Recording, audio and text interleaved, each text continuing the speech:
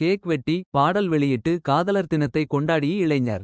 பிப்ரவரி 14 உலகம் முழுவதும் காதல் தினமாக கொண்டாடப்பட்டு வருகிறது. இந்த நாளில் காதலர்கள் தங்கள் இணையர்களுக்கு பரிசுகள் வழங்கியும் சுற்றுலா தலங்களுக்கு அழைத்து சென்று தங்கள் காதலை வெளிப்படுத்துவர். திருப்பூர் மாவட்டம் பல்லடம் அருகே மகாலட்சுமி நகர் பகுதியில் உள்ள இளைஞர் சாலையில் கேக் வெட்டி காதலர் தினத்தை கொண்டாடினர்.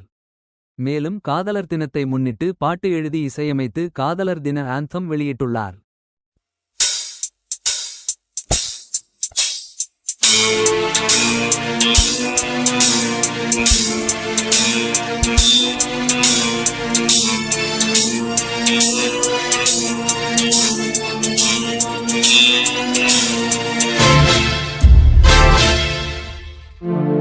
பிப்ரவரி 14